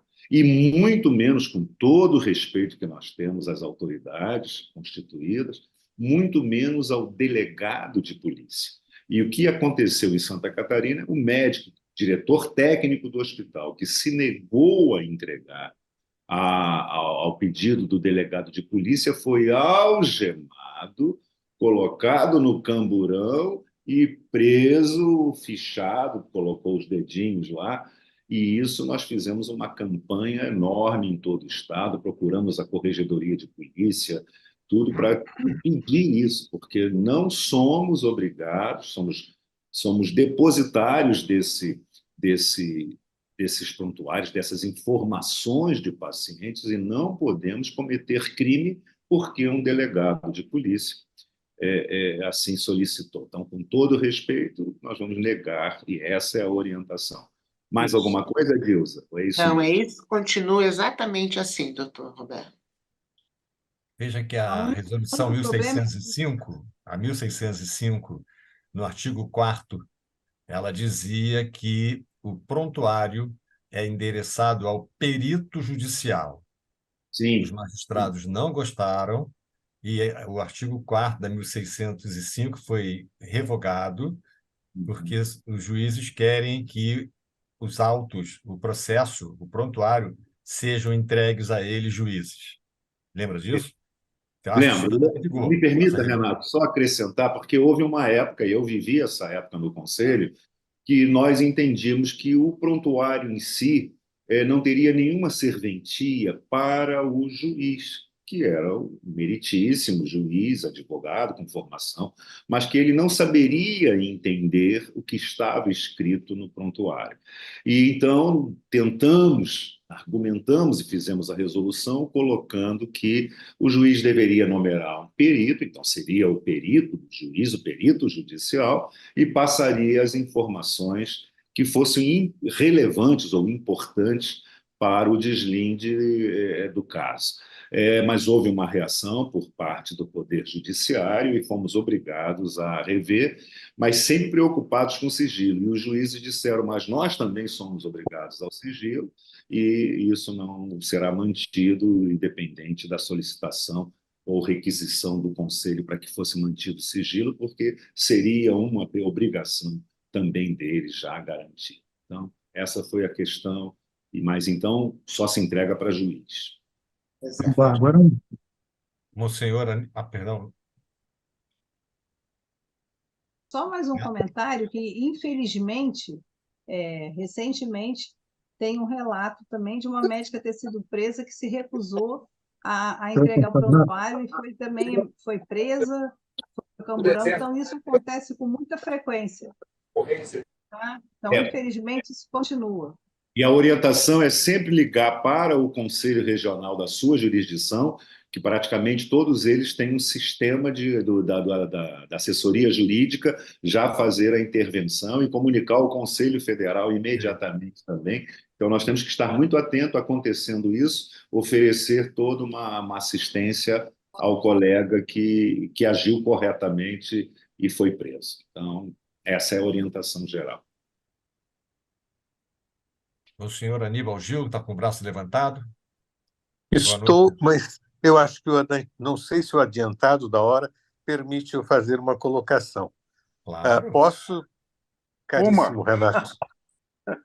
É o seguinte, muitas vezes a gente não tem a percepção de que o sigilo médico ele vai além da vida do paciente, depois da morte do paciente, não é? E eu vejo frequentemente, e me causa uma certa, eu diria, não sei se é preocupação, mas muitos médicos hoje utilizam várias metodologias de investigação para detectar doenças e situações, geralmente que entram na intimidade da vida de figuras históricas, por exemplo.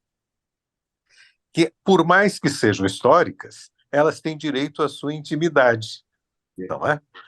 Então, são trabalhos realizados por profissionais colegas nossos, utilizando quer metodologias moleculares ou de imagem, ou de outras metodologias diagnósticas, para entrar no deslinde, no diagnóstico de suas doenças e publicizá-las, sem que isso tenha nenhum interesse para aquela pessoa, para a figura do defunto, não é?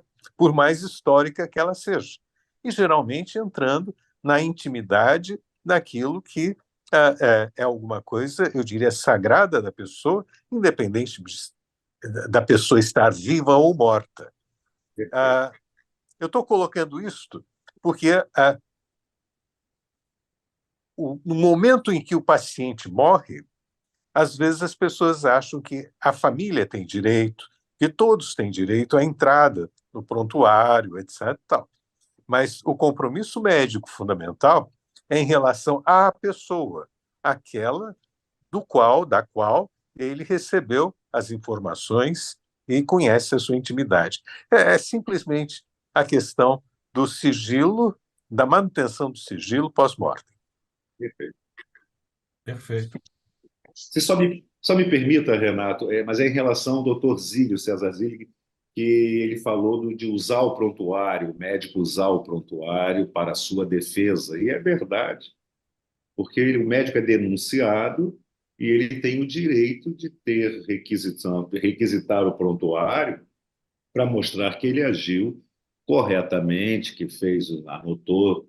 Isso, se é claro, que só vai fazer se ele tiver certeza de que ele preencheu corretamente o prontuário, porque a maioria dos prontuários não são bem preenchidos, mas se ele tem certeza da sua prática ele pode usar e deve usar em sua defesa. Então, É permitido, mas fica sob sigilo. Fica sob sigilo, perfeito. Você falou Só coisa uma muito interessante. complementação, só para complementar que quando, principalmente na área de emergência, normalmente a gente sempre, eu já fui chefe da emergência também no Rocha Faria, e eu sempre falava que situações mais agravantes assim, a gente sempre pedia pelo menos que 3 médicos assinassem, porque pelo menos se você teria, vamos dizer assim, tem alguma alteração que aconteceu, aí você faz aquele parecer e 3 médicos estão cientes participando daquele caso. Por quê? Quando você não é uma coisa apenas de um médico, foi feita uma discussão, foi feito realmente aquela avaliação daquele paciente, e aí a gente sempre tinha essa preocupação, porque às vezes era um trauma, ou era alguma coisa, ou uma suspeita de maus tratos, então, pelo menos, que aquilo fosse visto pelo menos por 3 médicos daquela equipe, vinha o responsável pelo chefe de plantão para poder anotar. Porque na hora de, pelo menos, isso desse algum problema, fosse parar no juiz, fosse pedir, pelo menos tinham 3 médicos para não falar, será que esse médico errou? Então, quando você tinha assinatura, pelo menos de 3 médicos com o chefe da emergência e mais outras 2 pessoas para discutir aquele caso, para anotar, a gente sempre fez isso, nunca tivemos problema, pelo menos na ocasião, a gente sempre tinha esse cuidado de rever tudo, ver para não ter problema, porque era muita... É que nem nos hospitais públicos a gente pega muitas coisas que a gente sempre fica realmente com a preocupação, uma coisa que eu também ensino aos alunos, evitar qualquer coisa de abreviação e de sigla, porque se for para a justiça, eles podem não entender aquilo que você colocou na área médica. Então, sempre colocar por extenso, com letra legível, se for digitalizado, é melhor, e sempre ter certeza que na hora de fazer o Ctrl+C, Ctrl+V, não sair alguma coisa errada, porque isso também pode gerar processo depois. Doutora Eu queria só complementar a tua última fala. Eu tenho visto muito na prática o seguinte: o médico vai na documentação médica, que o prontuário está guardado na documentação médica, e ele fala, eu fui processado, queria ter uma cópia do prontuário para fazer minha defesa, e invariavelmente a resposta é não. Estou cansado de ver isso, a ponto de nós termos que peticionar ao juiz para intimar o hospital a trazer uma cópia do prontuário aos autos. Eu só faço uma pergunta. Se eu chegar num hospital e disser, eu queria fazer um trabalho retrospectivo de nódulo pulmonar solitário, eu vou ter acesso a 10, 20, 30, 50 prontuários para colher dados, para escrever um trabalho científico. Ué, eu posso olhar esses prontuários? Sempre pude. Eu sou médico, eu vou na documentação médica, pego os prontuários, vou escrever um trabalho retrospectivo. Não posso mais fazer isso? Como é que eu faço um trabalho retrospectivo? Você vai ter que entrar na comissão de ética do hospital, pedir permissão, fazer um projeto de pesquisa, aprovar pela CEP-CONEP. Você vai ter que seguir todo. E aí vão me dar acesso aos 50 prontuários. Se você é cientista, se você tem uma equipe, se você foi autorizado pela direção, pode. Somente mas se eu pedir acesso para me defender, o hospital nega. Não pode negar. Mas está negando, é isso que eu estou dizendo. Não. Não, estou falando para se defender, pode, porque você... Eu sei que pode, mas precisamos avisar aos burocratas da administração hospitalar que não pode negar esse acesso ao médico. É isso que eu estou dizendo. Está errado, tem que entrar na justiça para ter acesso. É um absurdo. Renato, gostaria de fazer uma colocação. Muito pertinente, porque é isso que acontece mesmo. Aliás, a minha pergunta, eu não quis especificar tanto, mas ela se baseava exatamente em fatos como esse que você acabou de colocar. É o mais comum que a gente vê realmente quando um colega está envolvido em algum processo, ele vai ao hospital pedir um prontuário e o hospital nega. É uma confusão enorme para arrumar isso aí. Obrigado. Está garantido isso em parecer, não sei se está na resolução, mas tem parecer, tem resolução sobre isso, paralela. É que tem administradores que não têm o entendimento, né? A gente, infelizmente, passa por isso. Jorge Dário.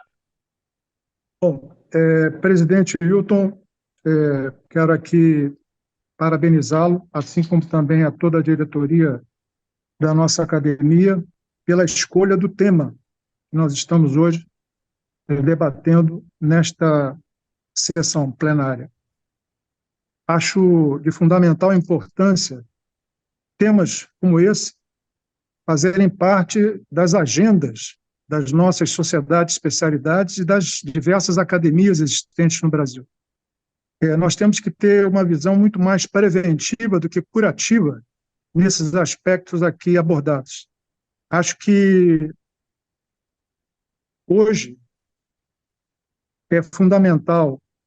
Bom, em segundo lugar, eu gostaria também de parabenizar aos palestrantes que aqui expuseram o seu ponto de vista. Sem sombra de dúvida, foi fundamental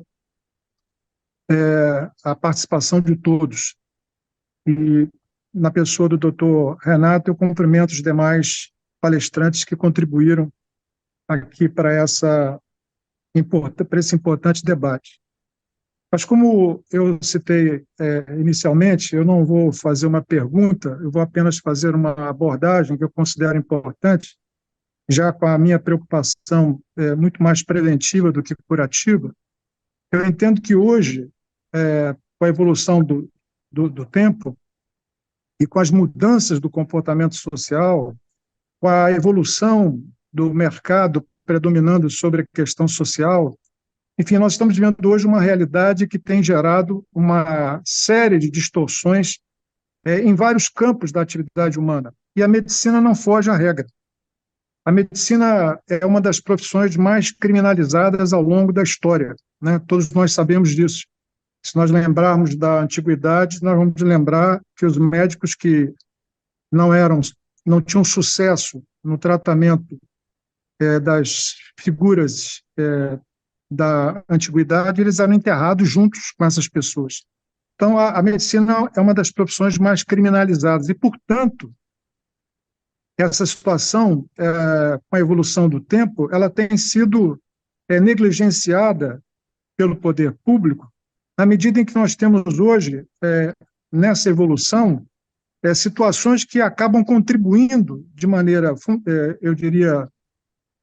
eu diria, uma contribuição que é quase impossível de evitar, como, por exemplo, a proliferação das escolas médicas no Brasil, a qualificação dessas escolas que estão sendo abertas, a produção, a formação desses novos estudantes que estão ingressando no mercado, a falta da permanência da discussão do Código de Ética Médica ou da ética médica dentro da grade curricular das nossas universidades. Enfim, existem uma série de problemas que hoje estão acontecendo e que estão nos colocando numa situação de maior vulnerabilidade. Eu acho que hoje, eu deixaria talvez para um próximo debate, né, professor Hilton, porque esse é um tema que o senhor já percebeu, que é um tema que demanda um tempo longo, porque isso envolve a prática diária de todos nós.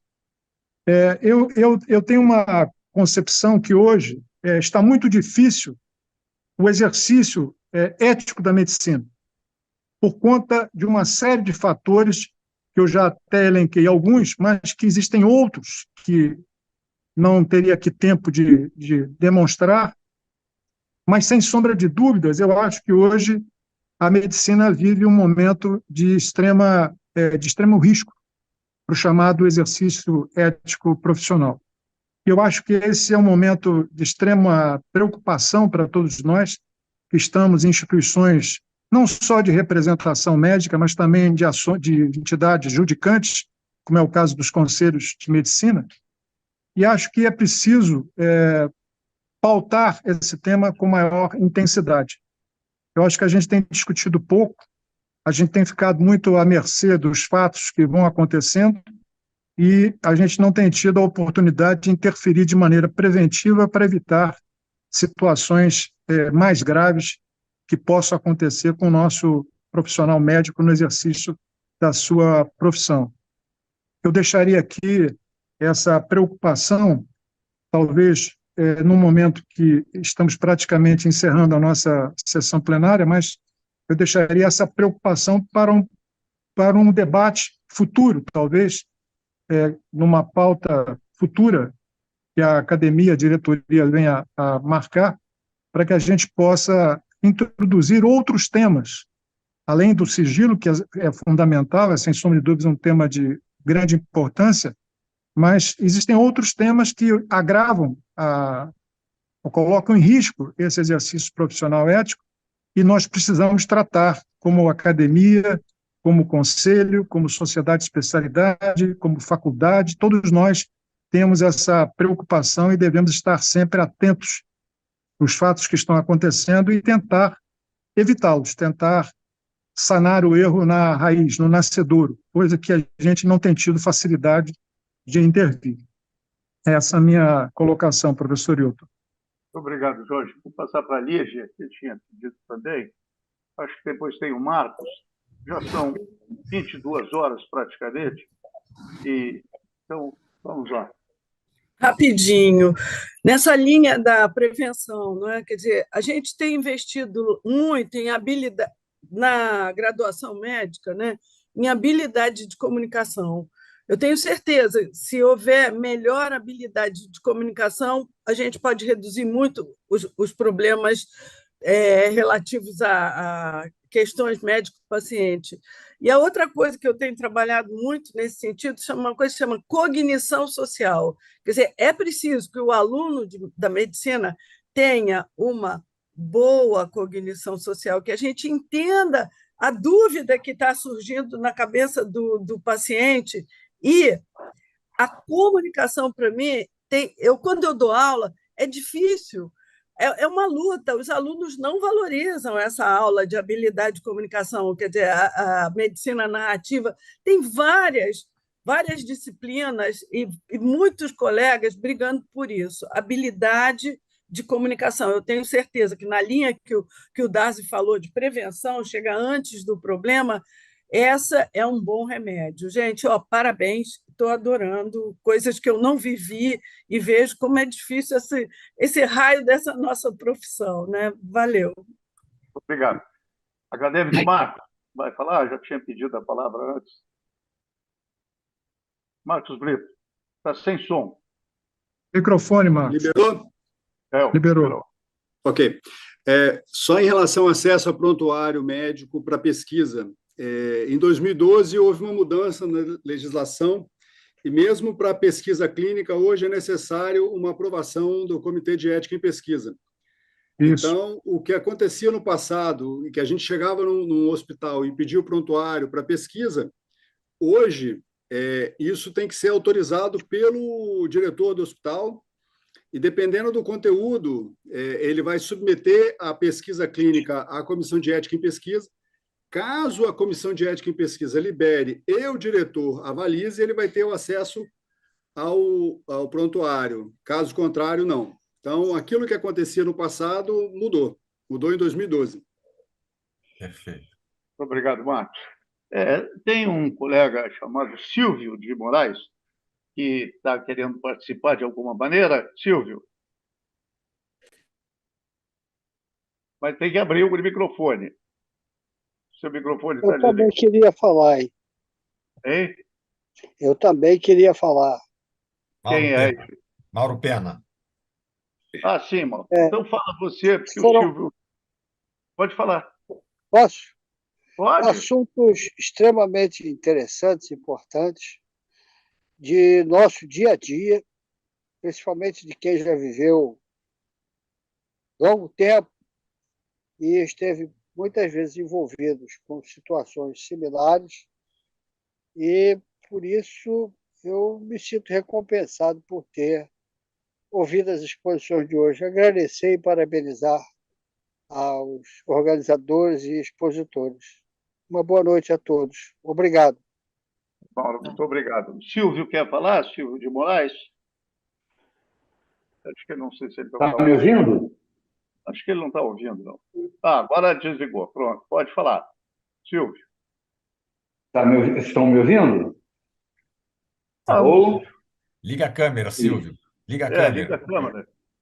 Espera aí.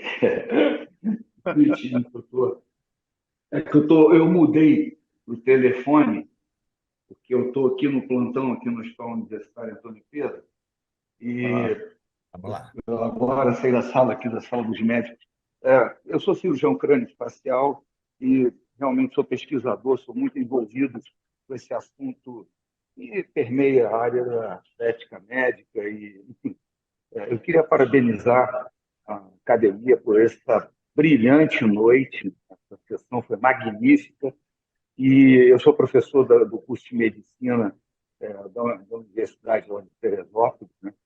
E essa é uma preocupação que a gente tem, uma preocupação muito grande de transmitir isso para os jovens que estão em formação. Eu não vou me delongar, eu só gostaria realmente de deixar os meus cumprimentos, a minha satisfação, eu estou na sessão desde o início, e, enfim, parabéns, professor Hilton Koch, realmente, e aos demais participantes, fiquei muito satisfeito e achei extremamente produtivo. Muito obrigado. Muito obrigado.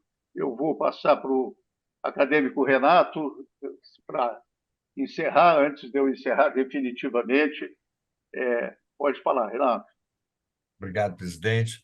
Bom, agradeço à BMR, à diretoria, pelo apoio para fazer esse evento, né?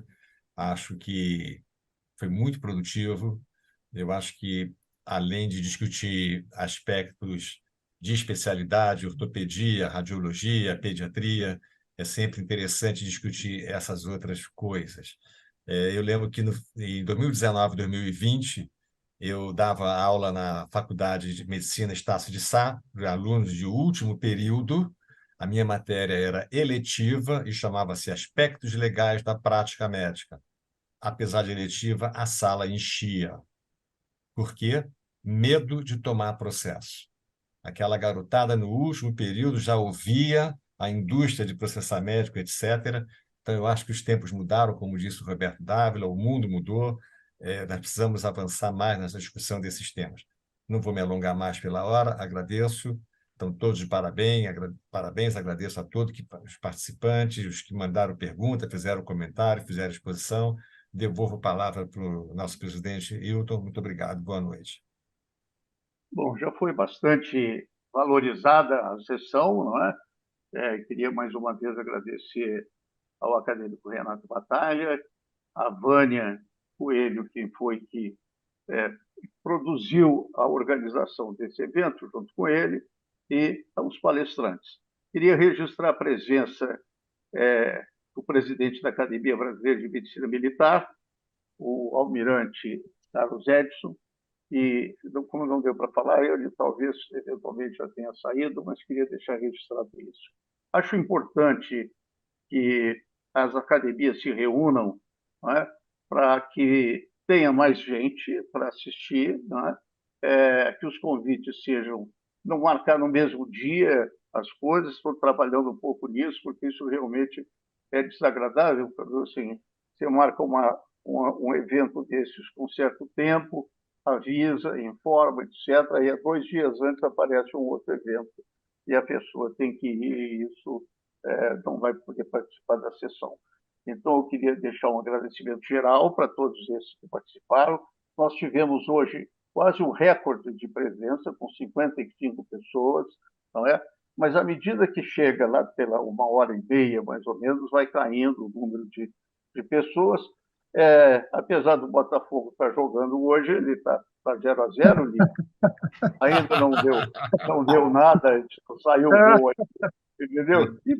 E isso é meio perigoso, né? Já está terminando o primeiro tempo, mas a gente queria deixar realmente assim, um abraço bem carinhoso, apertado, de todos vocês que participaram conosco dessa noite. Foi uma sessão bastante importante, obviamente, sem dúvida nenhuma, não é? A acadêmica Selma, ela joga nas 11, porque ela é de 3, 4 academias, então ela é presidente da Academia do Rio de Janeiro, que nos prestigiaram aqui, alguns colegas da academia nos prestigiaram aqui.